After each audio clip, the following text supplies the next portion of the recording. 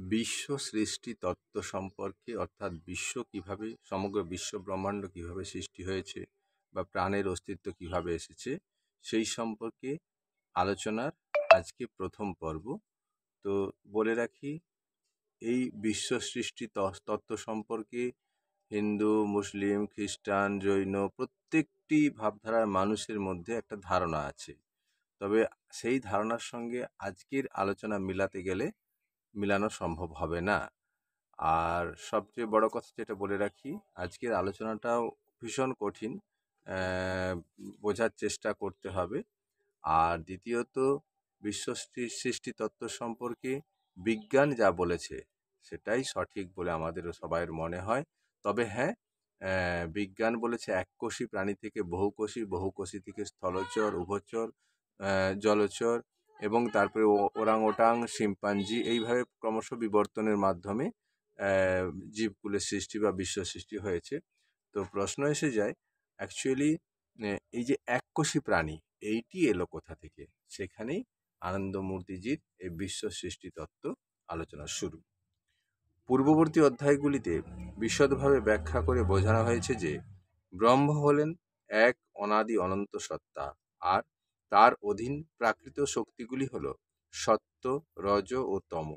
স্বভাবগতভাবেই এই শক্তিগুলি পরস্পর বিবাদমান, ইতস্তত ধাবমান। এই গুণত্রয় বহুভুজ সমন্বিত অজস্র চিত্র তৈরি করে চলেছে। এই অবস্থায় প্রকৃতিকে বলা হয় অনুচ্ছন্না, আনএক্সপ্রেসড। ব্রহ্ম নির্বিষয়, অবজেক্টলেস, কারণ তখনও ভূমামনের বিষয়ীভাব, অহংতত্ত্ব ও বিষয়ভাব চিত্ত এর উদ্ভূতি ঘটেনি। আর তাই সেই অবস্থায় ব্রহ্মকে বলা হয় নির্গুণ, অর্থাৎ প্রাকৃত গুণবন্ধনের বহির্ভূত সত্তা। সাধারণ ভাষায় ব্যাখ্যা করে বলা হয় যে প্রকৃতি ব্রহ্মকে তার গুণপ্রভাবের আওতায় এনে তার স্বরূপ অবস্থায় বিচ্যুতি ঘটাতে পারেনি, তাই এই অবস্থায় সৃষ্টির বীজও নেই।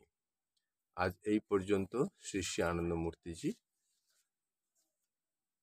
প্রভু এসো তুমি রূপের ছটায়, জ্যোতির ঝলকে অনুভূতি পূর্ণতাকে রাঙিয়ে আলোকে।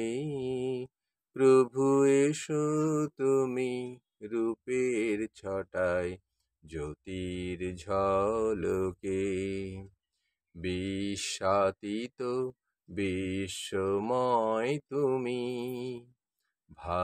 ভাবনার আধার ভূমি। তোমার কাজ করে যাই, ধ্যান ধরে যাই নিত্য নবলোকে। কভু আমায় রেখো না দূরে, চেতনা দাও ছন্দময় সুরে। যেন হারিয়ে যাবার দুঃখ পাবার টলি না শোকে।